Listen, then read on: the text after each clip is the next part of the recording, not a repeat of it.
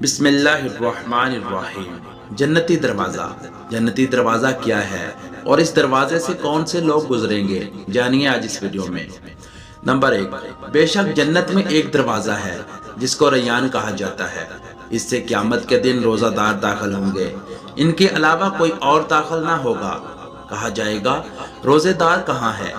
پاس یہ لوگ کھڑے ہوں گے، ان کے علاوہ کوئی اور اس دروازے سے داخل نہ ہوگا۔ جب یہ داخل ہو جائیں گے تو دروازہ بند کر دیا جائے گا، بس پھر کوئی اس دروازے سے داخل نہ ہوگا۔ نمبر 2، سابقہ گناہوں کا کفارہ۔ جس نے رمضان کا روزہ رکھا اور اس کی حدود کو پہچانا اور جس چیز سے بچنا چاہیے اس سے بچا، تو جو کچھ گناہ پہلے کر چکا ہے اس کا کفارہ ہو گیا۔ نمبر 3، جہنم سے 70 سال کی مسافت دور۔ جس نے اللہ عز و جل کی راہ میں ایک دن کا روزہ رکھا، اللہ عز و جل اس کے چہرے کو جہنم سے 70 سال کی مسافت دور کر دے گا۔ ایک روزے کی فضیلت۔ جس نے ایک دن کا روزہ اللہ عز و جل کی رضا حاصل کرنے کے لیے رکھا، اللہ عز و جل اسے جہنم سے اتنا دور کر دے گا جتنا کہ ایک کوا جو اپنے بچپن سے اڑنا شروع کرے یہاں تک کہ بوڑھا ہو کر مر جائے۔ نمبر 5، سرخ یاقوت کا مکان۔ جس نے ماہ رمضان کا ایک بھی روزہ رکھا اور خاموشی اور سکون سے رکھا، اس کے لیے جنت میں ایک گھر سبز زبرجد یا سرخ یاقوت کا بنایا جائے گا۔ نمبر 6، جسم کی زکوٰۃ۔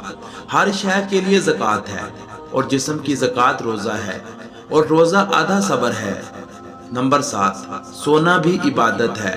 روزہ دار کا سونا عبادت اور اس کی خاموشی تسبیح کرنا اور اس کی دعا قبول اور اس کا عمل مقبول ہوتا ہے۔ نمبر 8، اذان کا تسبیح کرنا۔ جو بندہ روزے کی حالت میں تسبیح کرتا ہے اس کے لیے آسمان کے دروازے کھول دیے جاتے ہیں اور اس کے اذان تسبیح کرتے ہیں، اور آسمان دنیا پر رہنے والے فرشتے اس کے لیے سورج ڈوبنے تک مغفرت کی دعا کرتے رہتے ہیں۔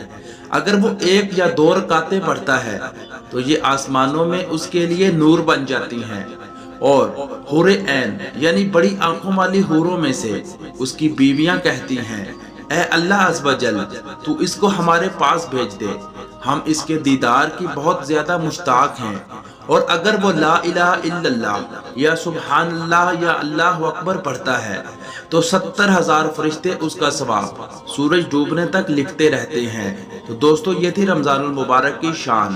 ملتے ہیں نیکسٹ ویڈیو میں۔ اللہ حافظ۔